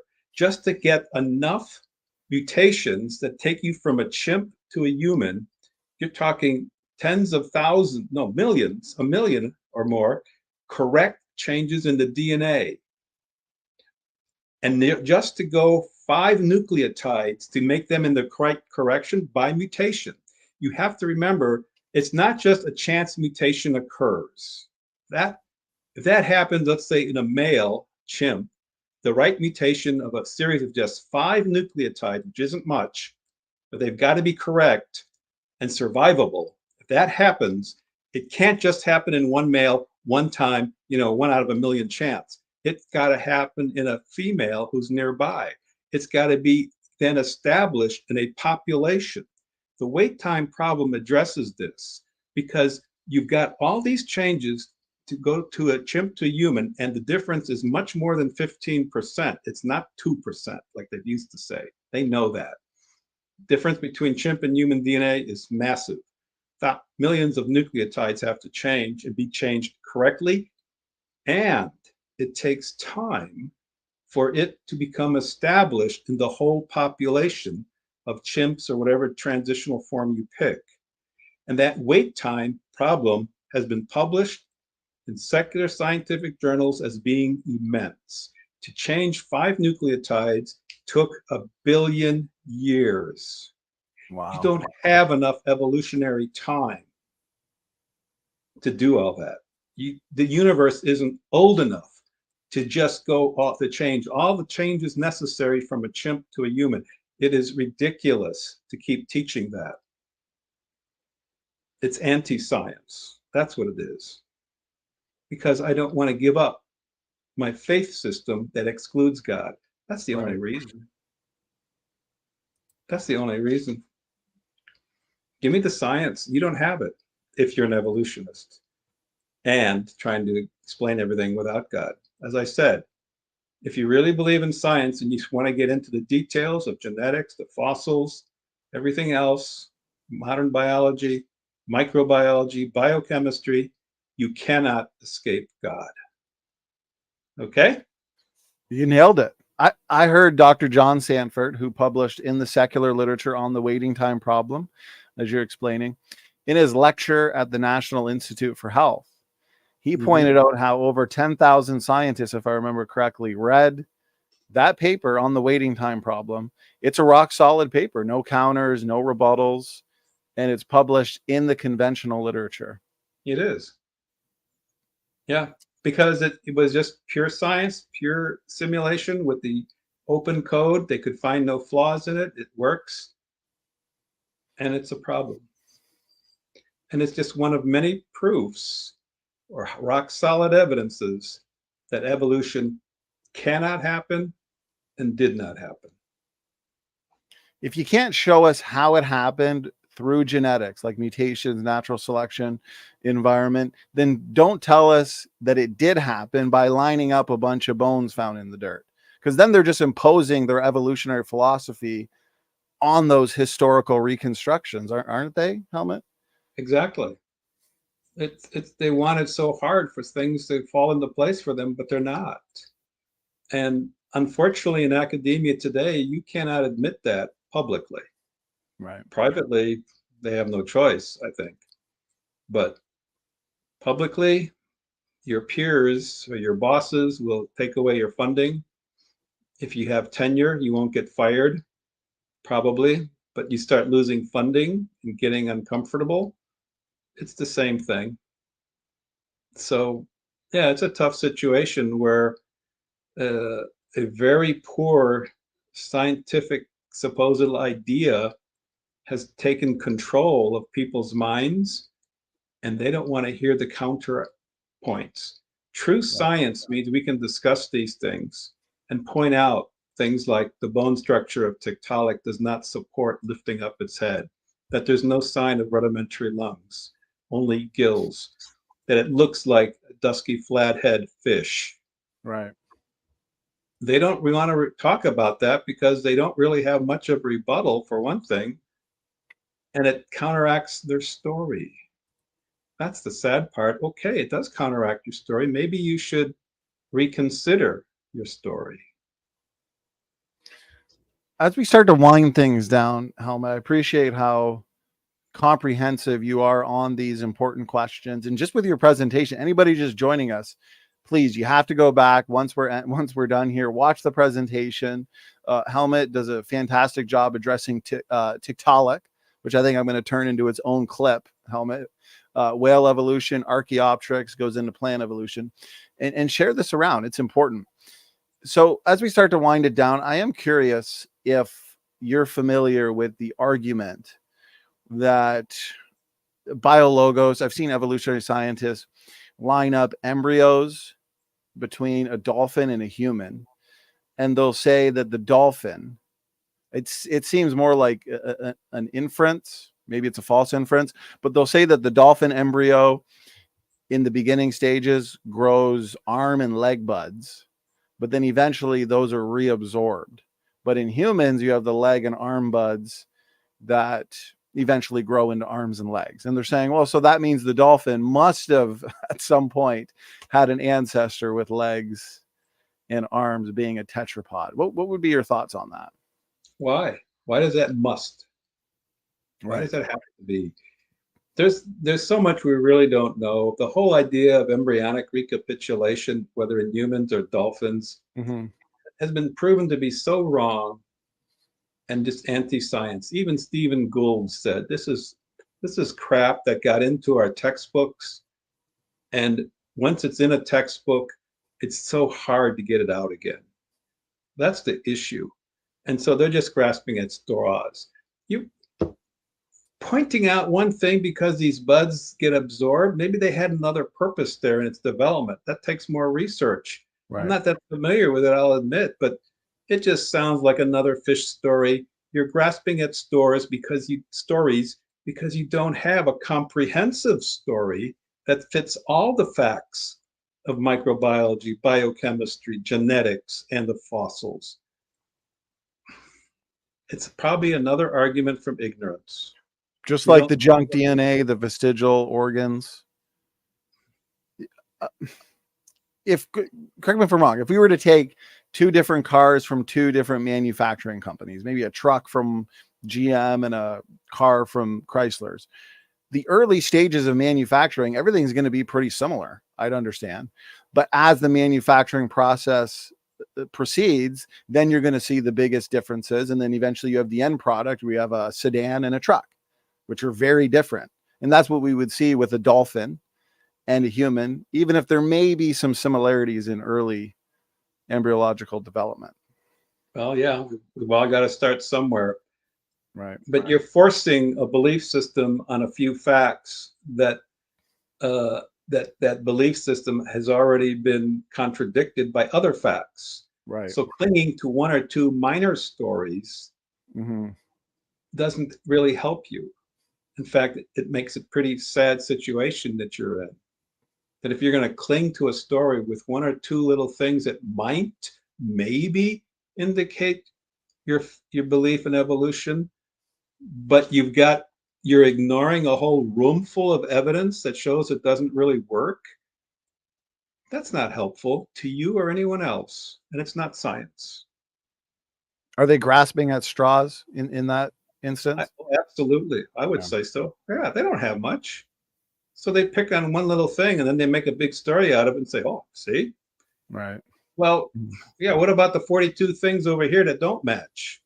Yeah, that preclude it. They that preclude whale evolution.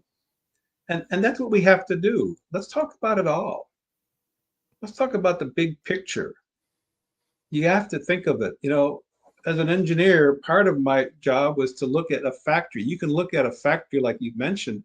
Yeah, here there's processes that are very similar, forming or bending metal and then welding metal. Those things are similar, but you got to look at the whole city of the factory of material coming in, going to the right place at the right time, quality products being put together, being delivered to an assembly line with the correct paint colors, with the correct part numbers, with everything and thousands of things coming together, and you've got a car that the final technician just flips the key and it works. When you look at the big picture, and that's what I was taught to do, and I did as an engineer, you look at the big picture of science.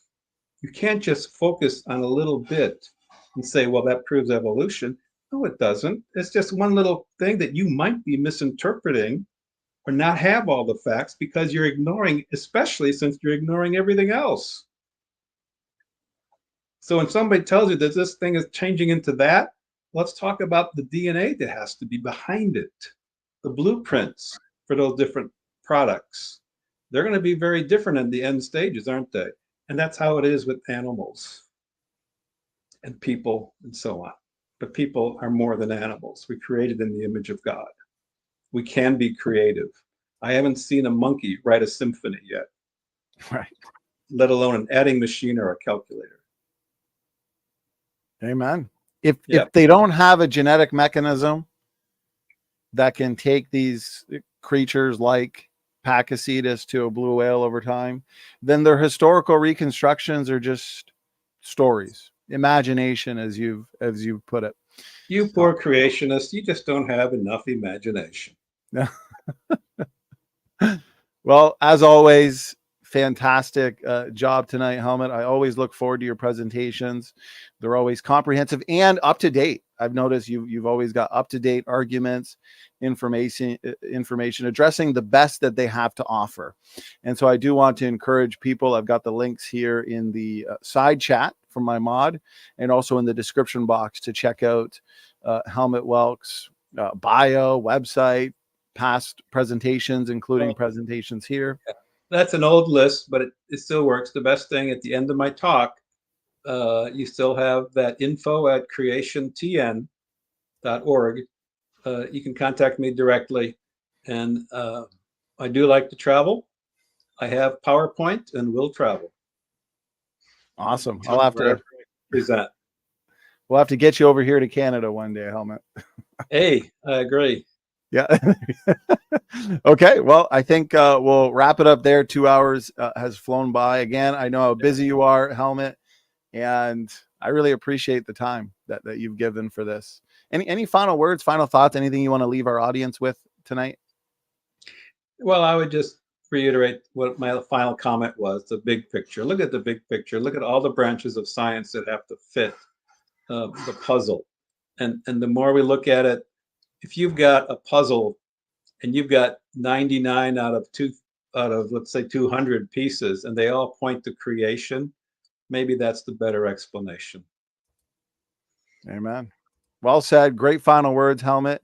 Again, to the audience, please, if you're just joining us, make sure as we wrap things up here, go back, watch from the beginning. Helmut gave a very thorough presentation addressing your famous transitional forms like Tiktaalik, Archaeopteryx, and the whale series. And so, Helmut, I appreciate it again. Thank you for those final words, final thoughts. And to the audience, thank you so much for tuning in, both critics and non-critics. Also, thank you for the feedback, questions, and challenges. With that, Standing for Truth is out. God bless all.